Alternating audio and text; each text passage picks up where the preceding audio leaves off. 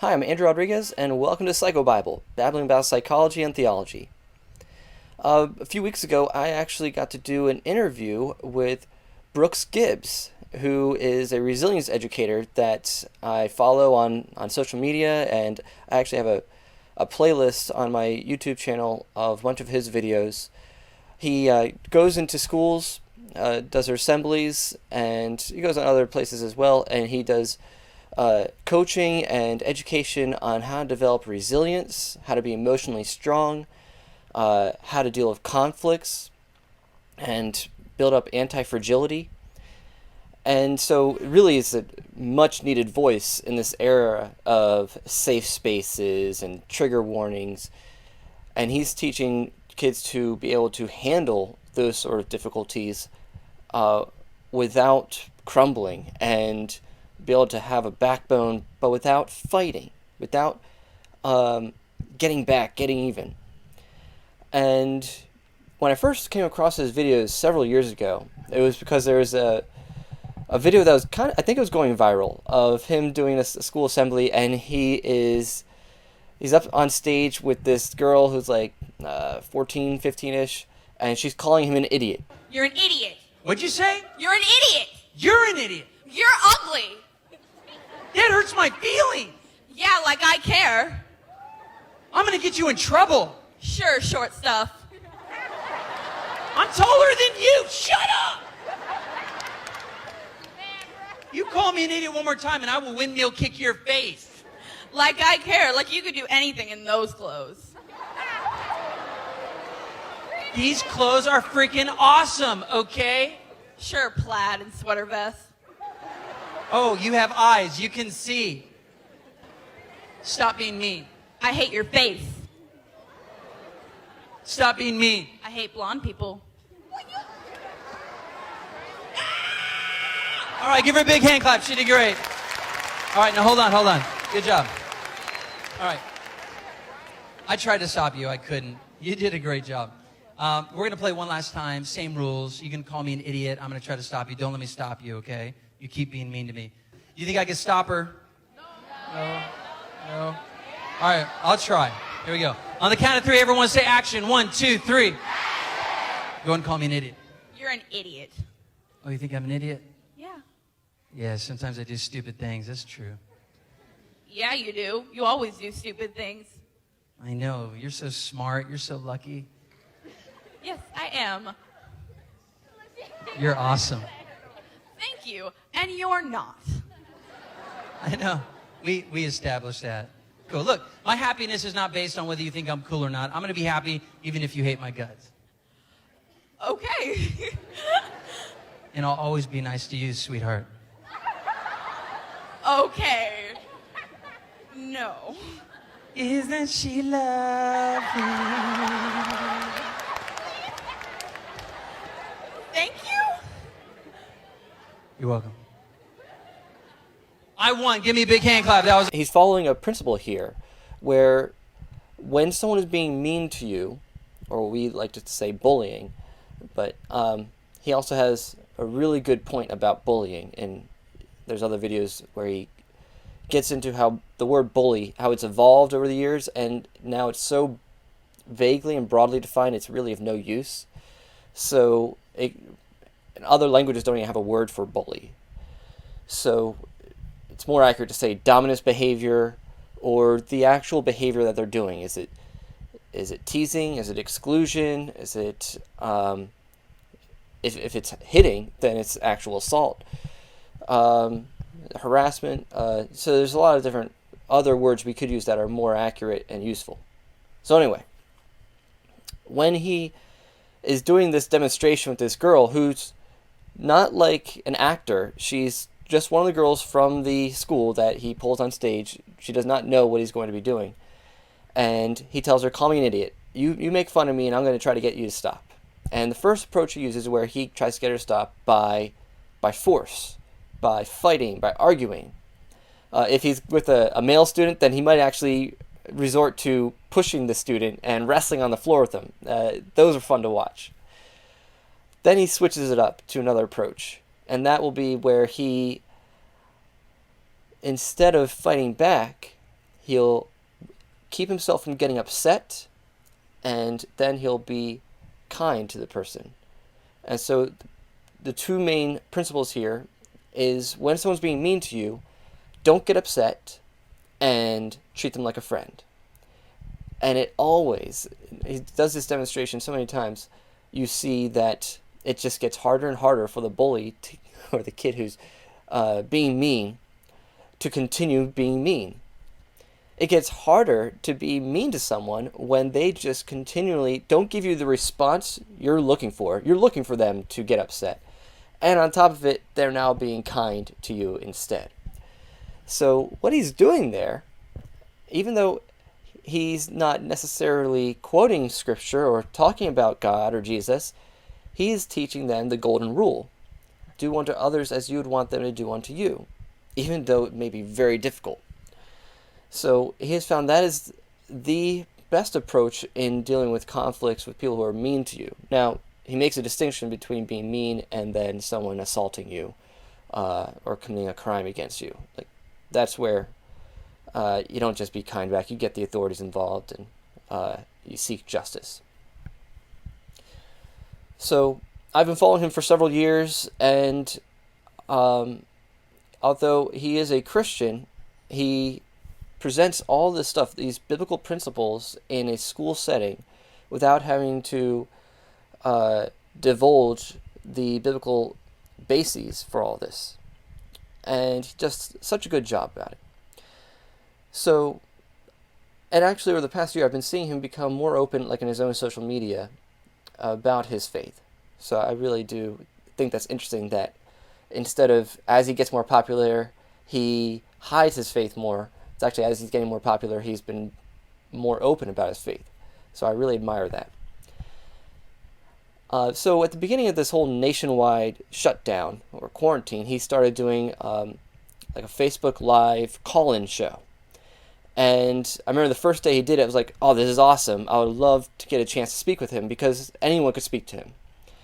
And so I happened to have a spot free. I didn't have any clients scheduled at that time because I've been doing phone sessions and online sessions with my clients during the shutdown.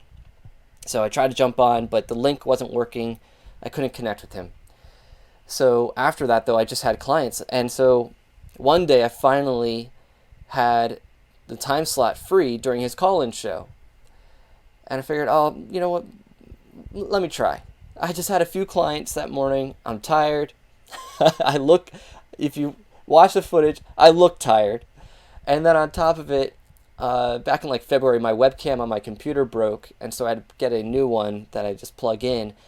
And no matter how I adjust the settings, I still look pale. So in more recent videos, you're going to see me looking fairly pale. So I look like a ghost, and I look exhausted. But I was happy I went on there because I think that was like the last day of his call-in show. So I got in there just in nick of time. So no, if you got beef with me, don't get on Brooks Gibbs' case because, oh, he did a show with me.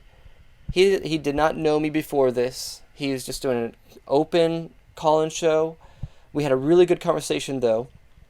Not just about a client that I brought up who was dealing with resilience issues, but also we went into a really good conversation about the type of counseling I do and about Christian counseling in general. So I hope you find this insightful and enjoy. Oh, and during the interview, there was this weird sound that would come up and build up and then leave. He couldn't hear it, but it was on his end actually because it continued even after I got off the line. So hopefully that doesn't interfere too much with this video. Anyways, I do have a caller. Finally, I'm so glad. Get ready, Andrew. I'm about to bring you in. 450,000 people are watching this broadcast. Did you know that, Andrew? No, that's a lie. It's not true. Andrew, how are you, buddy? Doing good. It's good to see you. Speak to you finally. Thank you, man. Where are you calling from? Pottstown, Pennsylvania, which is like an hour north of Philadelphia. Okay, yeah, Pottstown. Yeah. Well, what's on your mind? And have we met before or been in correspondence? No, never met yet. Okay, no. Okay. Well, I've commented on your videos, but no, we've never interacted. So I'm a counselor, and so I figured I'd just bring up one of my cases, maybe get some feedback from you. Yes. Oh man, So this makes me really happy. Thank you for that. Yeah. Hit me. sure. Maybe about a month ago, I started with this family. Uh, the client was their 13-year-old son, um, and they came in saying that he has anger issues, he'd have outbursts, and getting to talk with him, it was really mostly him getting these outbursts of anger because his family likes to joke around a lot, and he was finding himself as the butt of a lot of the jokes at home. And like, I guess they like to be real sarcastic, and he doesn't quite, he's 13, doesn't quite get sarcasm yet. And so they would call him things like literal Larry or whatever, just to make fun of him being very literal. Um, and they didn't realize how it was affecting him. And so he would get angry, burst out loud, run up to his bedroom stuff. And they, in the session, as they were just, I guess it's been going on for years. And uh, as he was sharing how he was feeling about it, and the mom and dad just felt terrible. Like they had just really, he really opened up just like a few days prior to the session. And then in the session, as they were hearing how he felt, really, they felt terrible. So they, after the session on their own, they went back home. They talked to their other kids, said, "Okay, things are going to change. We're not going to be making fun of him anymore." Uh, and like the next session that comes in, it's like it's a whole new family. He's like, it's so much better now. So I've actually been using your videos, especially stuff that you're going over with Quaden. And I was helping to explain some things like I love the Emoji Meter. I was using that with him. The different reasons why people may be mean. And so going over the joking, and sometimes joking can be insults, and how to distinguish between them. Because I'm like, okay, it's really cool right now that your family is laying off the jokes. And that's awesome. It's giving me like a break from all that. And he's popular in school. He's got good friends. He's not bullied in school. So it's only at home where he's dealing with any of this conflict. So I was like, but the reality is, at some point, you're going to be made fun of again, or you're going to experience some sort of difficulty. So let's take advantage of this time where you're getting a little bit of a break from everything and try to prepare ourselves. I'm not sure. Are you hearing that too? No. No, There's some static. I think So- maybe God is speaking to you right now. It's sounding a little static right now. So I'm just trying to go over a lot of the resilience stuff to maybe help lay more of a foundation in case at some Yeah. point his family slips up again, or he ends up in a friendship where that person uses jokes with him. So what would you say? Where would you go next with a case like that? And I also, one of my concerns is I wouldn't want the family to be scared of joking with him Right. because they're worried about the outbursts. So Yeah. as much as they're trying to be kind right now, I also don't want them to be on eggshells around him. I feel like they can't joke with him. I want him to get to that Yeah. point where he can take a joke.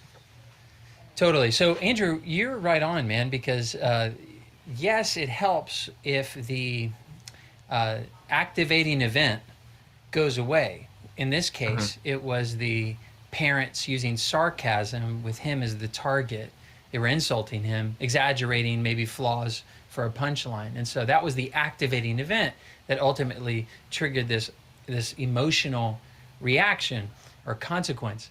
And so when that activating event goes away, it seems like everything's okay, but you are smart enough to know it's just a matter of time before the next activating event comes and this kid goes back and resorts to the hypersensitivity, the outburst of anger, and things like this. So 100%, we have to cure him if possible. It's really a cooperative with him. He cures himself, but we can assist him with learning to actually love to be the target of the aggression. And that was your goal. And the emoji meter that you used, you saw me use with Quaden, is great, right? Because here's how you go from mad to sad to met to glad. Let me see if I can show the audience what we're talking about here. I think I've got the emoji meter. And yeah, I'll put it here a little. It's a little better of a design. 3, 2, 1, and oh, why not just throw this in there too? Oh, what the heck? Not to waste time. You're like, what? That doesn't even look right. There we go. So, anywho, this is much better. Sorry, man. Boom. Yeah, I'm the producer. I'm the post-production. I'm the pre-production. I'm the editor. I'm the switcher guy. I'm the audio dude. Gotta do it all. Thanks to everyone patient. So the Emoji Meter is a tool that's used to help children connect their feelings with their thinking. And in the Emoji Meter, we've got a guy who's very mad, which is the red zone. But notice his fists are very demanding, and that represents his thinking. The sad guy, which is sort of the orange zone, his desiring hands give away his thinking. Please, please, please, please, please, please. Of course, the emotional result is tears. And then you've got the mad guy who's in the yellow, and he's like, I don't care if you make fun of me. Make fun of me if you want. And he's totally unfazed. And that's great. That's where we want him to be ultimately. If he could, it'd be the green zone, which would be, sweet, you want to make fun of me? Way to go. And that's kind of what I was talking about. But for him to go from mad to sad to mid to glad, he's got to have some thinking processes. And so Andrew's correct in trying to help him have a green or resilient mindset next time he's a target.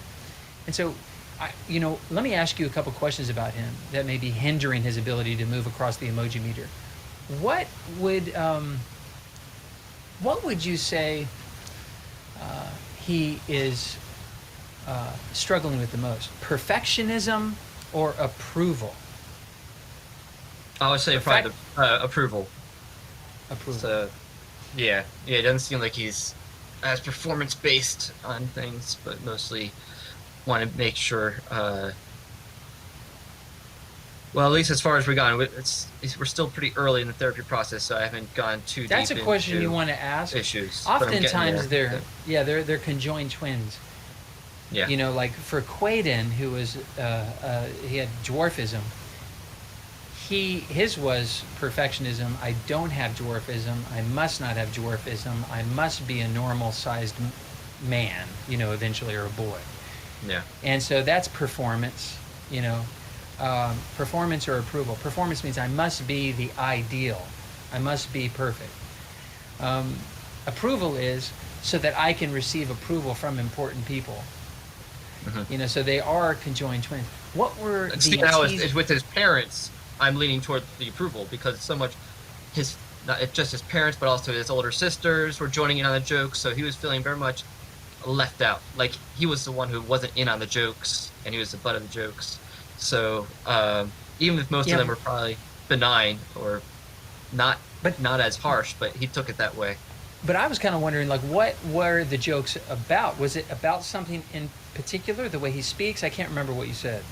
It was mostly like, say, other literal. people were joking. Yeah, he would take things literal, and so he didn't understand either being facetious or sarcastic. So it might not even be jokes that were targeted at him originally, or just comments people would make.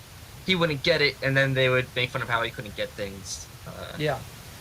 So here's where I might see the performance in that.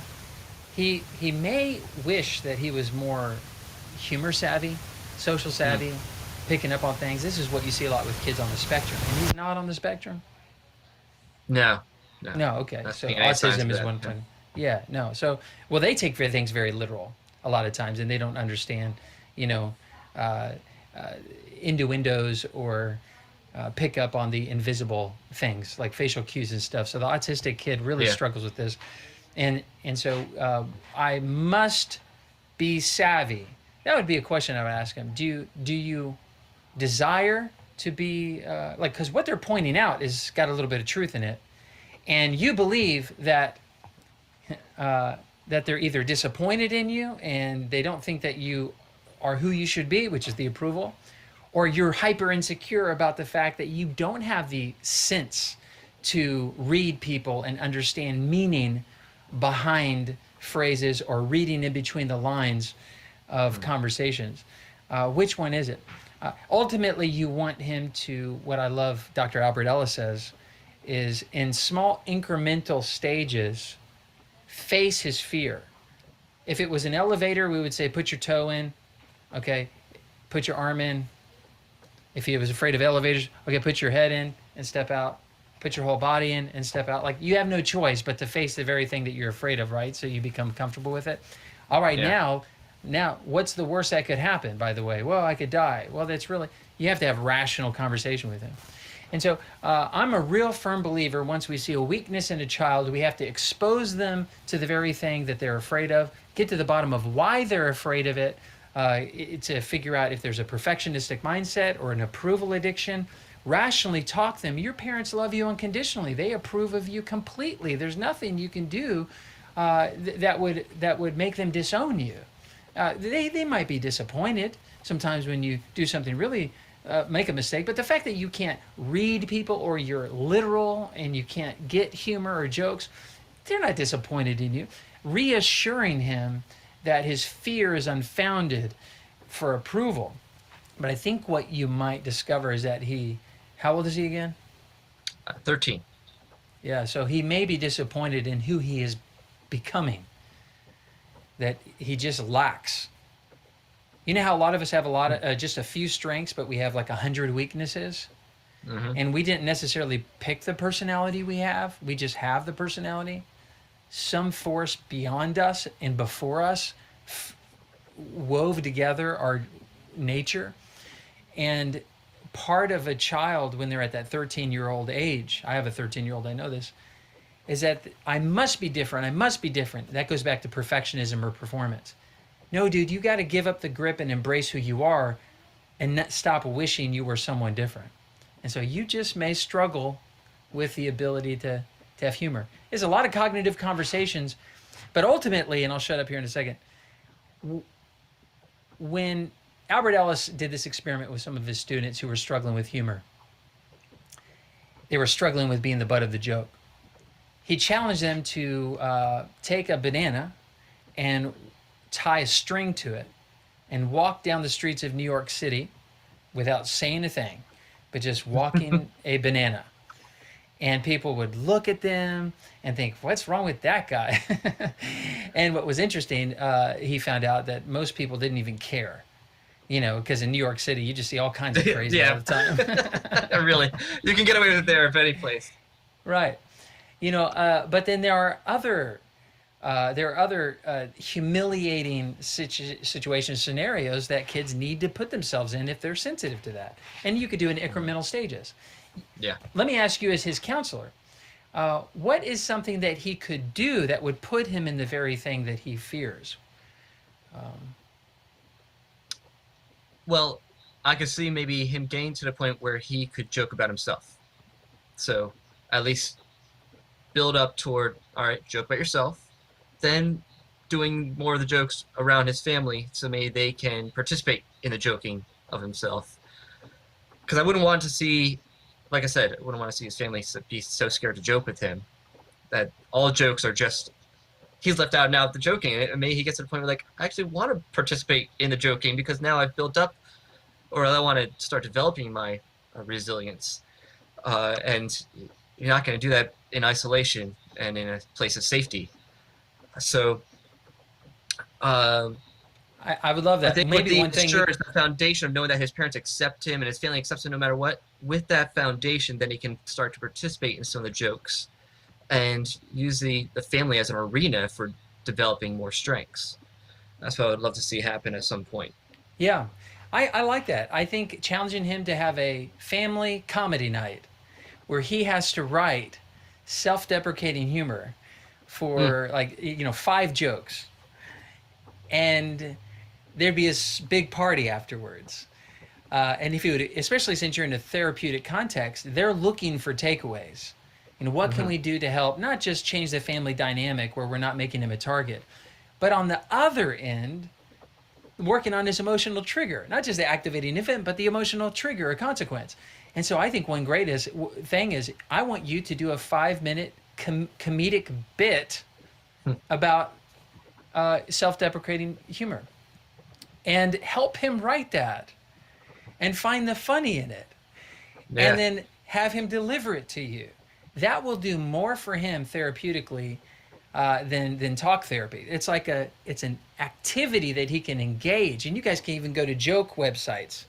You know, like if he's super tall, I'm so tall, ... or whatever. Mm-hmm. And then work on it, and that would be a real progress for him. So you're absolutely right, ultimately, of trying to get to the root of the problem. My suggestion is there's some perfectionism or desire to perform perfectly. He's not comfortable in his own skin and needs to yield to the personality he has and not demand he has a different personality, or he's going to torture himself and be in denial every time someone points it out. And then also work on the approval thing. Your parents love you, and they're not disappointed in you that your personality has shaped to be someone who's not very witty. That's okay. That's a rare gift. Real wit is sort of not a common gift. It's a great gift. It's a great talent and personality. It can be learned, but it's like singing. Some people just have it, and others, it takes a lot of work to sound good. Yep. So, right on. Bravo to you, dude. Hey, thanks. I appreciate it. Yeah, I appreciate it. And you're school counselor or therapeutic counselor at private practice? I'm all sorts of places. I counsel at University of Valley Forge and like 3 other private practices. So I'm all over the place. So, yeah. And are you familiar with Dr. Albert Ellis, rational emotive behavioral therapy? Yeah. And Yeah. I sort of am a very integrative. So I was trained in psychodynamic therapy, actually by a neo-Freudian, so almost classical psychoanalyst. Yeah. But I've integrated a lot from CBT and existential therapy and reality therapy. So I try to fit things to match the client's particular needs. Yeah. So, What do you find a tool that you keep going back to normally? And don't say my videos, but I'm saying, like, what do you use in your practice that you find yourself repeating all the time?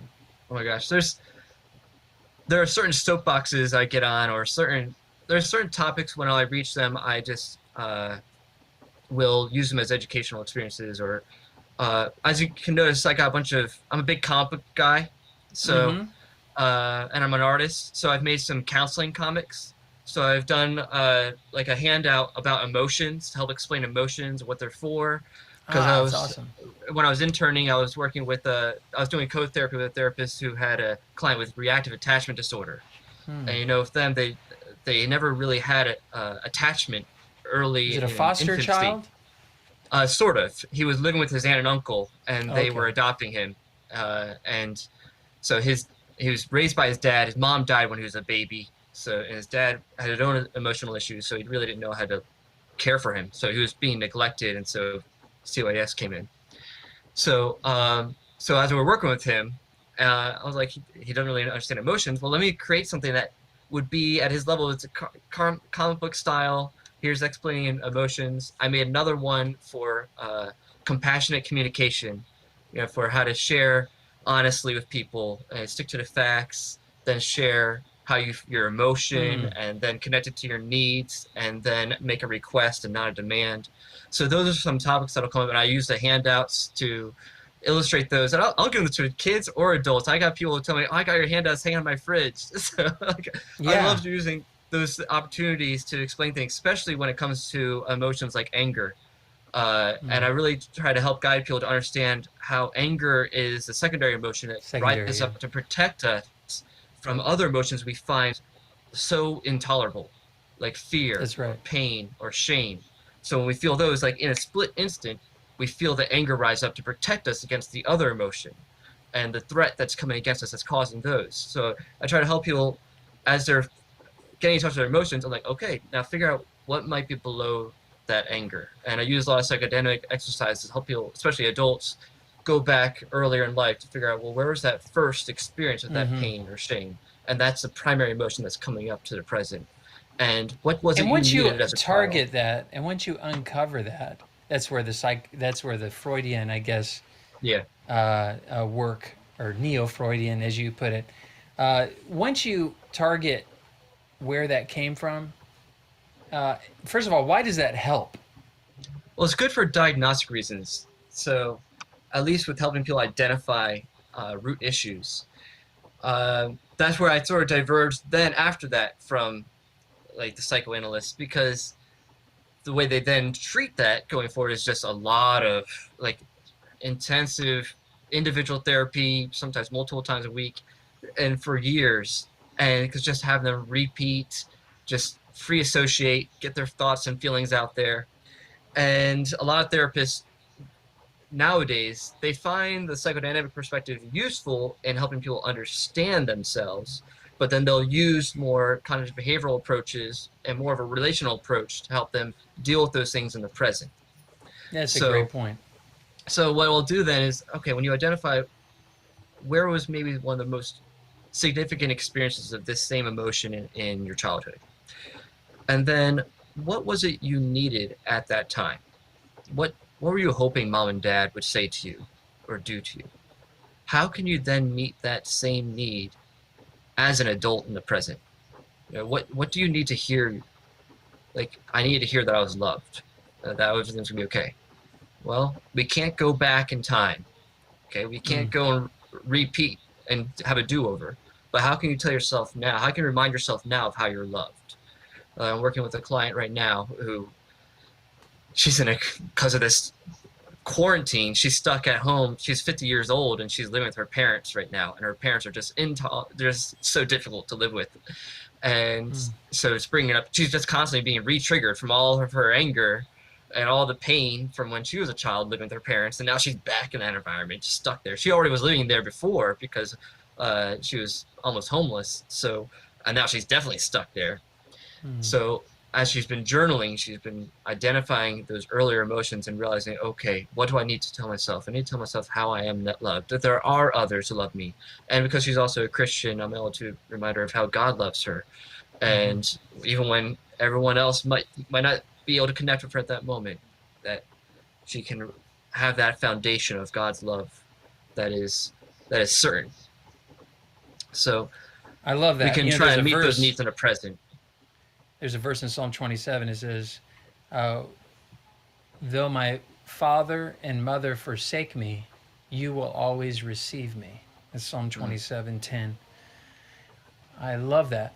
Now that's interesting because on one hand you get to the original trigger as far back as you can, but then you find and then you say, okay, now that same feeling of whatever that feeling is, anger or abandonment or rejection or despair or whatever it is triggered, and you have those same feelings that seem to be connected somehow to that far back event or series of events. You're kind of like, I want to use the word reframing, but that's a whole nother thing. That's where you see it in a completely different light of how it might be advantageous to me, and that's a great technique. But ultimately, it's our belief system about that. Yes, that is bad, and that happened, but that doesn't mean I'm fully rejected by everybody. And if my mother and father forsake me, God will always receive me. And faith is such a key for so many people, and it's sad to me that a lot of people of faith who say they have faith don't know what Scripture says or whatever, and they don't study to show themselves approved, not ashamed, but rightly dividing the word of truth. So I'm always shocked when I see a neurotic person of faith. I'm like, well, how is that even possible?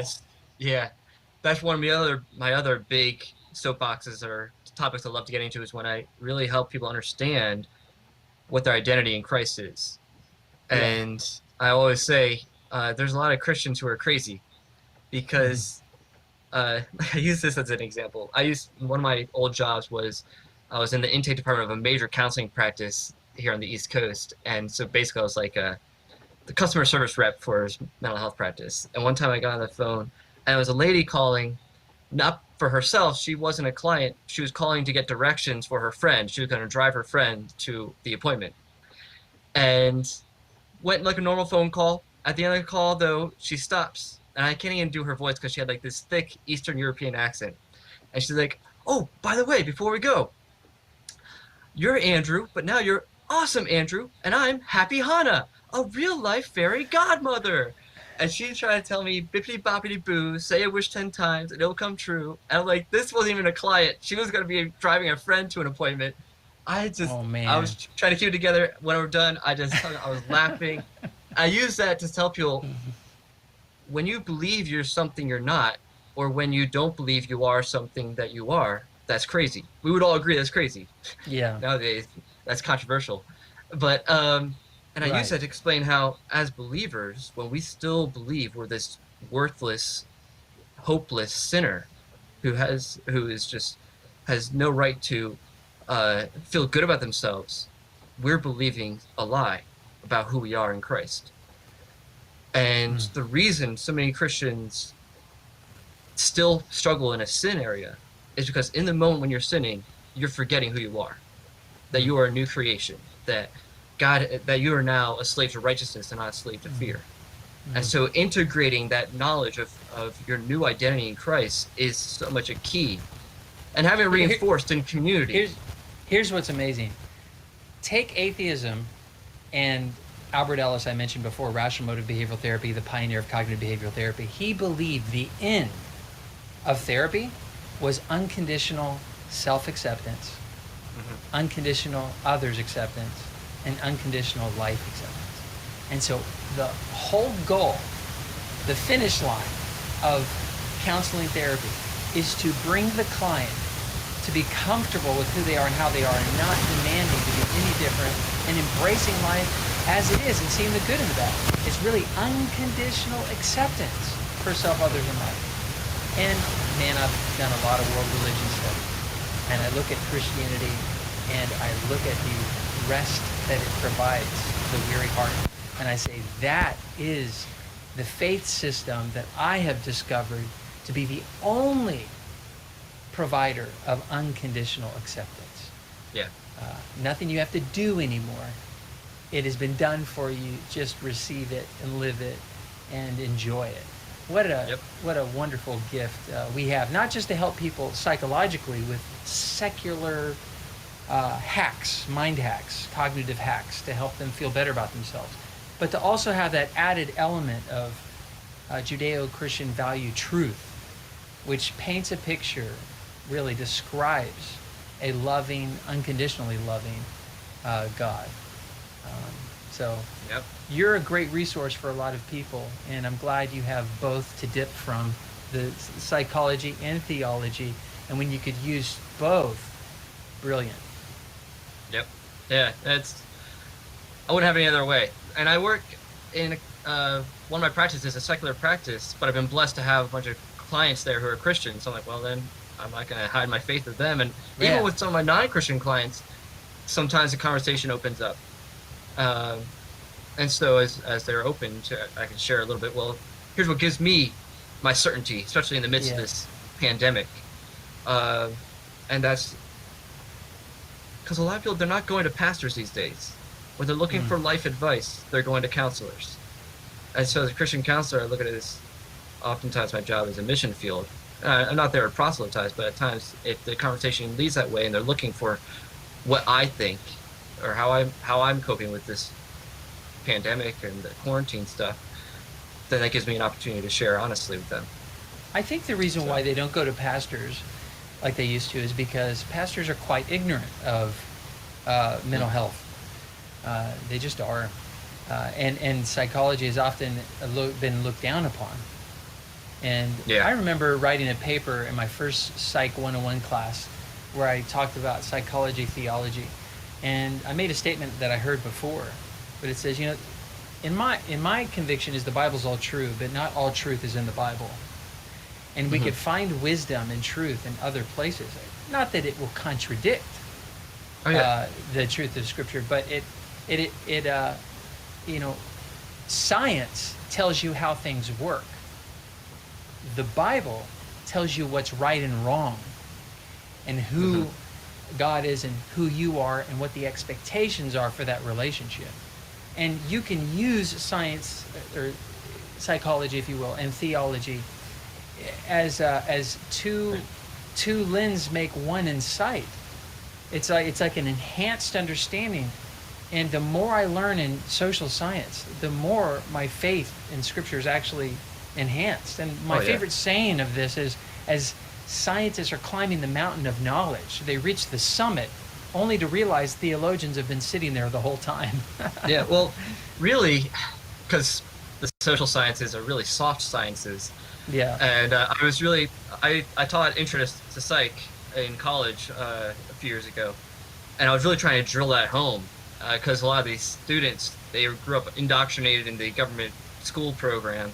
So they think it's a science like any other hard science. Right. They're like, it's a little different. I'm like, it's almost really dangerous for you guys to learn psychology, take this intro to psych course right now in your freshman year without having already taken some philosophy and theology courses.